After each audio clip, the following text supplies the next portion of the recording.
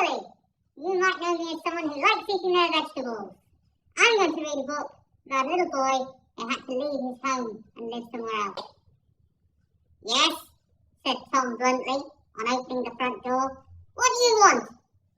A harassed middle-aged woman in a green coat and felt hat stood on his step. He glanced at the armband on her sleeve. She gave him an awkward smile. I'm the visiting officer for this area, she began. Oh yeah? What's that got to do with me? She flushed slightly. Well, Mr. Oakley. Thomas Oakley. Ah, thank you, Mr. Oakley. She paused and took a deep breath. Mr. Oakley, with the declaration of war imminent. Tom waved his hand. I knows all that.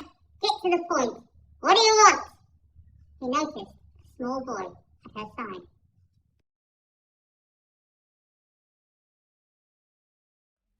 Hi, I'm a dog in a crock, and I've chosen that because I really love dogs and I actually have a Labrador.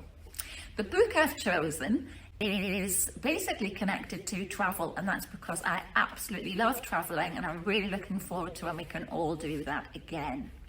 The opening of the story goes, the shop from nowhere arrived with the dawn on a crisp November morning. Word travelled quickly around the village, and by midday the place was abuzz with rumour and hearsay. There were 4 shops in the row yesterday. Today there are 5. Did you hear? It sits between the butchers and the ironmongers. The brickwork is black as midnight and it sparkles strangely.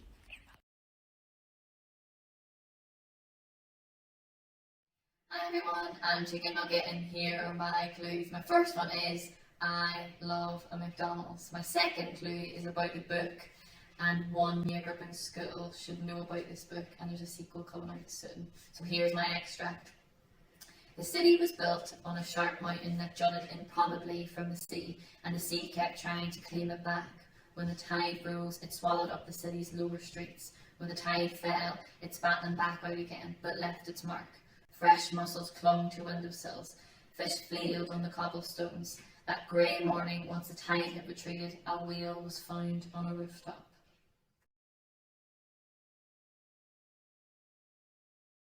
Hi, I'm Sock, and I love tech.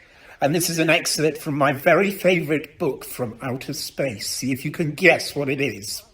Chapter 6.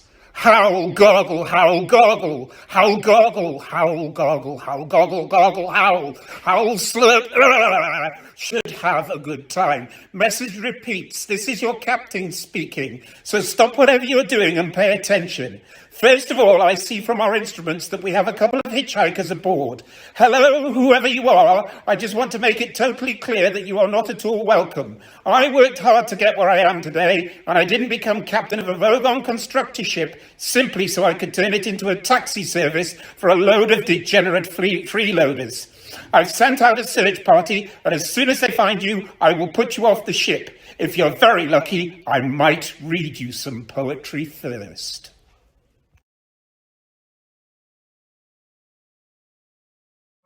I'm Sausages. I'm a new member of staff, so your friends at school might have to help you with who I am. And my clue is, I love chocolate. Everybody stopped and crowded to the door. The top half of the door was made of glass. Grandpa Joe lifted Charlie up so that he could get a better view, and looking in, Charlie saw a long table, and on the table there were rows and rows of small white square-shaped sweets.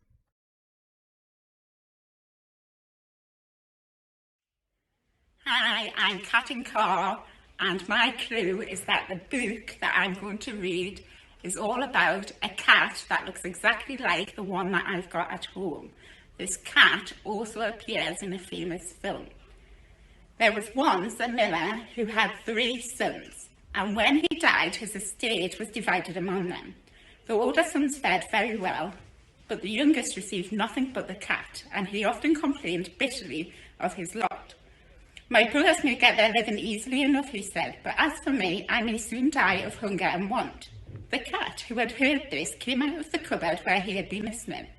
Do not worry, my good master, he said.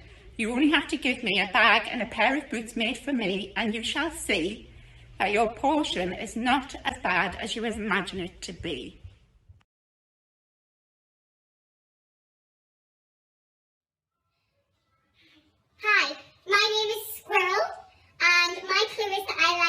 recording, and the clue about my book is that it is about a very clever spider.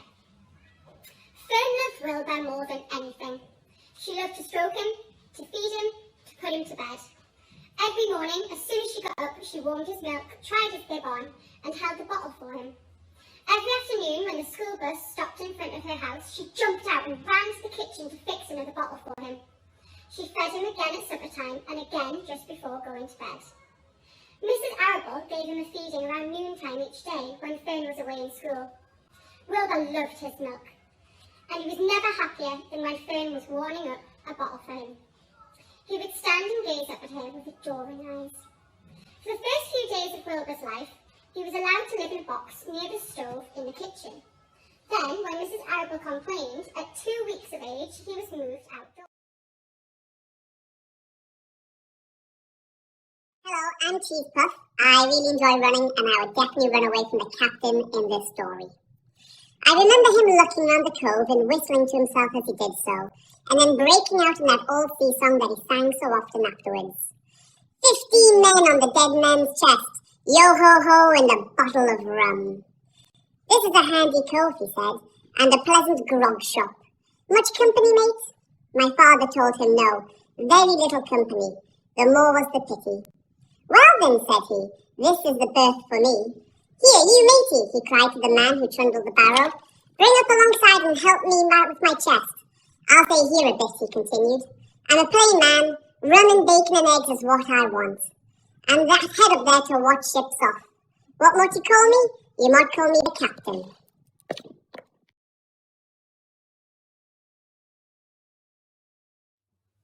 Hello, I'm the pig.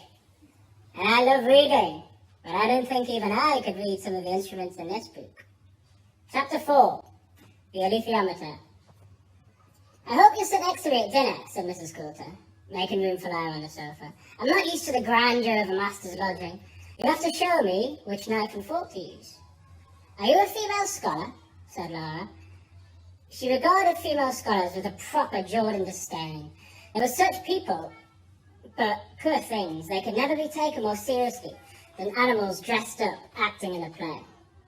Mrs. Coulter, on the other hand, was not like any female scholar Lyra had seen, and certainly not like the two serious elderly ladies who were the other female guests.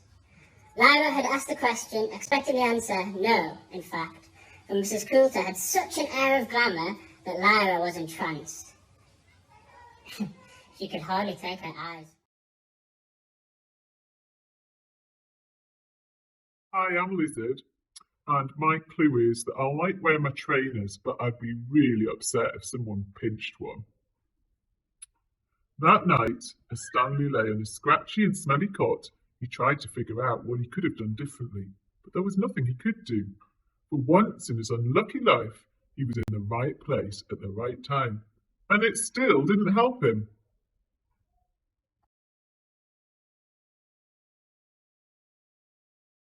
Hi, I'm Croissant. I'm a truly international star. This author's work has been translated into more than 50 different languages as well. What a lot of hairy-faced men there are around nowadays. When a man grows hair all over his face, it is impossible to tell what he really looks like. Perhaps that's why he does it. He'd rather you didn't know. Then there's the problem of washing. When the very hairy ones wash their faces, it must be as big a job as when you and I wash the hair on our heads. So what I want to know is this. How often do all these hairy-faced men wash their faces? Is it only once a week, like us, on a Sunday night? And do they shampoo it? Do they use a hairdryer? Do they rub hair tonic in to stop their faces from going bald?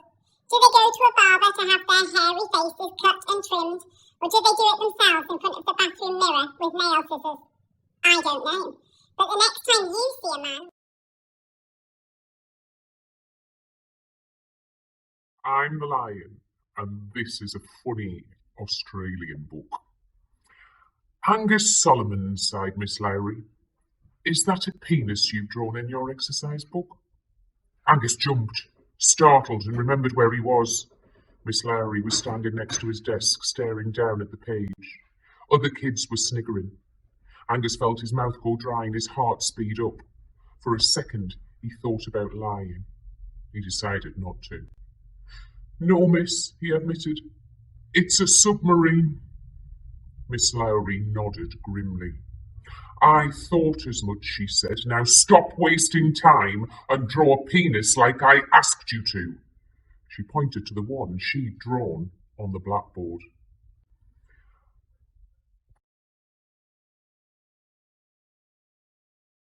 I am Katie, and this is a book that you've studied in your lessons. Marley was dead to begin with. There is no doubt whatever about that. The register of his burial was signed by the clergyman, the clerk, the undertaker, and the chief mourner. Scrooge signed it, and Scrooge's name was good upon change for anything he chose to put his hand to. Old Marley was as dead as a doornail.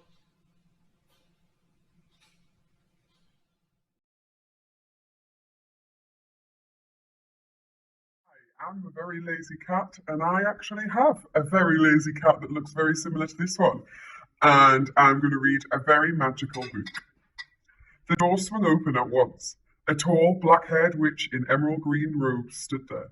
She had a very stern face, and Harry's first thought was this was not someone to cross. The first years, Professor McGonagall, said Hagrid. Thank you, Hagrid. I'll take it from here. She pulled the door wide. The entrance hall was so big you could have fitted the whole of the Dursleys' house in it. The stone walls were lit with flaming torches like the ones at Gringotts. The ceiling was too high to make out, and a magnificent marble staircase facing them led to the upper floors. They followed Professor McGonagall across the flagged stone floor. Harry could hear the drone of hundreds of voices from the doorway to the right. The rest of the school must already be here. Professor McGonagall showed the first years into a small empty chamber of the hall. They crowded in, standing rather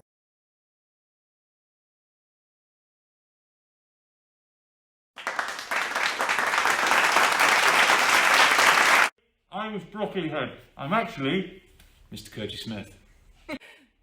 Surprise! I'm Mrs. Greaves. Hi everyone, it's Mrs. Bradley. Hi, I'm Sock, and I'm going to reveal myself now. Yes, I am in fact Mr. Leonard. Hi, I'm Sausages, and I was Miss Cook. Surprise! It's Mrs. Cantlish. Surprise! It's Mrs. Walker! Hola, it's Mr. Ferguson here. Hello, the pig was me, Mr. Veach. Surprise! Miss Proudlock. Bonjour, je suis Croissant, and I'm Mrs. Tompkins. Hi folks, it's me, Miss Smith, and I was reading Bumfaced by Morris Gleitzman, which is one of the best and funniest reads that I have ever come across. So if you want to borrow it, I've got plenty of copies down in room 12. When you're back in school, come see me and you too can share in this delight of a book. Get reading. Surprise! Hi, I'm Katie, or also known as Mrs. Wilson. Hi, it's Miss Usher.